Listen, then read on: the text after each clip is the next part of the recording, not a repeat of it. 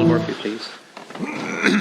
Taoiseach, we are in a crisis situation again with COVID, and I think the government needs to acknowledge that. Our ICU capacity in danger of being overrun, the threat of COVID spreading into nursing homes yet again, and the government once again sleepwalking us into lockdown at Christmas. It is Groundhog Day. What is perhaps most surprising is that the government is reported to be taken aback at the level of COVID hospitalisations and the situation we're now in. Why on earth are you surprised, Taoiseach? Look at the decisions that your government made which brought us to this point. After more than a year and a half of a pandemic, you have failed to increase our ICU capacity to the levels that are necessary. We're currently sitting at a little more than half the average for the OECD, and at the rate that the government is going, it'll take 13 years to reach the OECD average. After the first COVID wave passed, the private hospital capacity was returned to the for-profit sector, and now the state will presumably pay over the odds to lease them again, instead of taking them permanently into the public system and using them to build a properly funded, quality, one-tier national health service. Taoiseach, COVID-19 is an airborne virus, but the government has repeatedly downplayed the crucial role played by poor ventilation in spreading it. We're 21 months into an airborne pandemic, and there are still no legally enforceable, measurable standards for indoor air quality. It's quite incredible when you think about it. You refuse to introduce anything other than guidance to ensure that schools, workplaces and public transport are well ventilated or, where necessary, have HEPA filters. Then you force people back into poorly ventilated workplaces and classrooms on crowded public transport. Incredibly then, the government, after refusing to supply a single HEPA filter to our schools, abandoned contact tracing and testing in our schools entirely.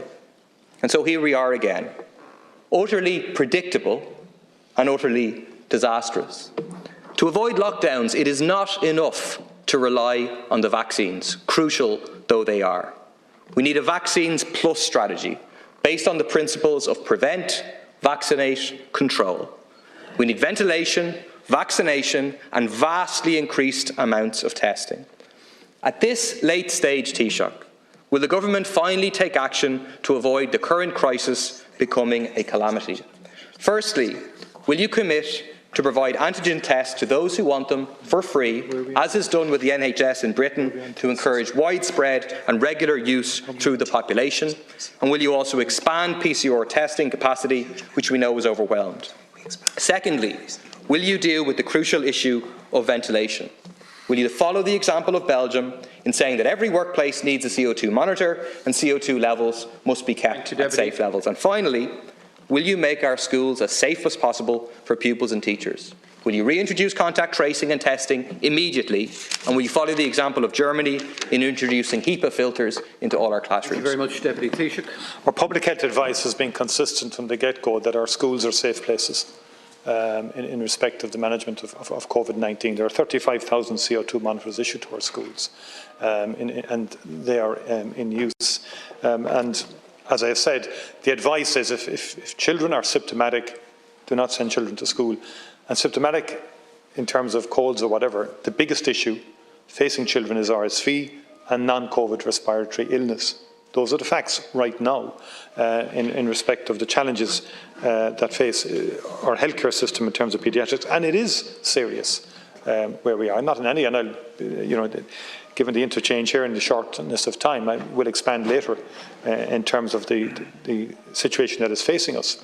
I know the Deputy, you opposed and you are opposing the extension of the legislation that will enable us to continue with our management of COVID-19. I see an entire inconsistency in your approach, particularly given that you were the strongest advocate in the House for zero COVID from the outset, and you wanted a zero COVID regime for a long, long time. You went silent on that then when it suited to go silent in relation to that. On the piece on testing, we're doing 200,000 PCR tests a week. We have one of the best PCR systems, not the best, but one of the better ones in Europe and globally in terms of the volume per capita and the amount of testing that we are doing. And we have expanded antigen testing also in different locations. A very substantial piece of work is required on the communications of antigen testing. The public health advice, as we know, has not from the outset been enthusiastic about antigen testing. We did form an expert advisory group that have recommended a series of steps to be taken in respect of antigen. But the public health advice is still cautious in respect of it. I support further rollout of antigen, but I do accept that strong communications are required and a communications programme required in terms of the how, the when and the why utilisation of antigen testing is important. But it has been expanded in terms of close contacts and so forth, and tests are being issued, and there will be further initiatives taken in respect of antigen, which the Minister will deal with shortly. So in that context, I don't accept your criticisms as valid in respect of testing. In fact, we have a very robust testing system. The issue is when you open up, socialisation does grow, and it does create opportunities for a variant as transmissible as Delta.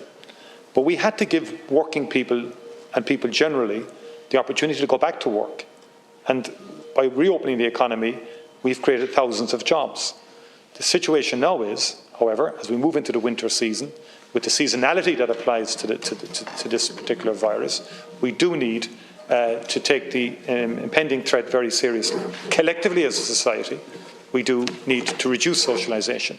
And the government has announced steps and will be announcing steps in respect of specific measures to add to that overall objective of reducing socialisation, reducing contacts, rolling out the booster programme, along with other initiatives as well. Murphy.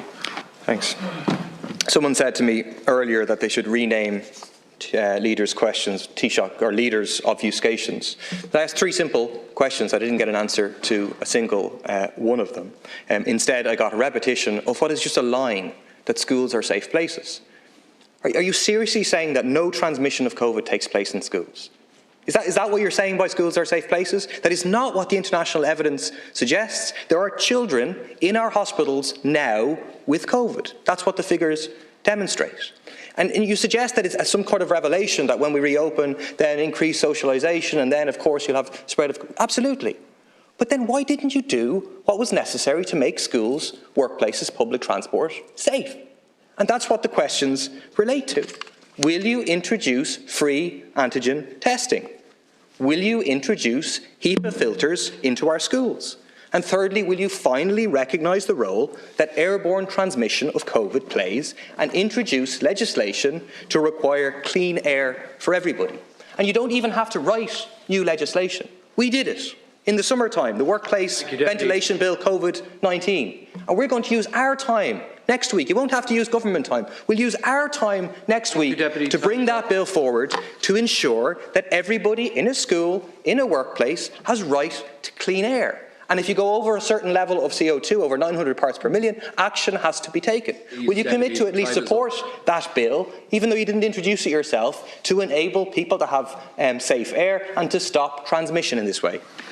Why do you ignore public health advice and deny it every time you come in here talking about schools? I didn't repeat a line, Deputy. I gave you a line that we have received in terms of consistent advice from public health through the chair, yet you continually ignore it. Through the chair. Because it suits your propaganda approach to all of this. You don't look at this issue from a purely public health perspective. You look at it from a party advancement or a movement advancement perspective. That's what my genuine takeaway. You were an advocate for zero COVID for a long time. You know you won't even facilitate the extension of the legislation to give capacity for government to do things if necessary in the middle of an emergency. You object to that and make a big deal about objecting to that. I am answering your question because you ridicule the idea that public health advice in respect of schools is not valid. You've just ridiculed that and dismissed it. And also in terms of your point, you don't seem to accept at all. And I've been in paediatric hospitals I was in Clonmel. The questions, if you don't mind. I was in Clonmel 2 weeks ago when I spoke to the chief nurse practitioner in the paediatric ward in Clonmel, who told me my issue is RSV in terms of admission into that ward and the pressure the ward was under and other respiratory illnesses. And in terms of the workplace, you know we've worked with the trade union movement and the employer movement in respect of return to work safety protocols. try and get answers here. And even as we speak, about 50% have returned. So workplaces, huge efforts have been made to make workplaces safe. And in respect of the ventilation in schools, I've said to you that 35,000 CO2 monitors were distributed to schools up and down the country in respect of monitoring air quality and ensuring that air quality was okay. Not a single question answered. He said he was answering the question. He didn't answer a single question. please.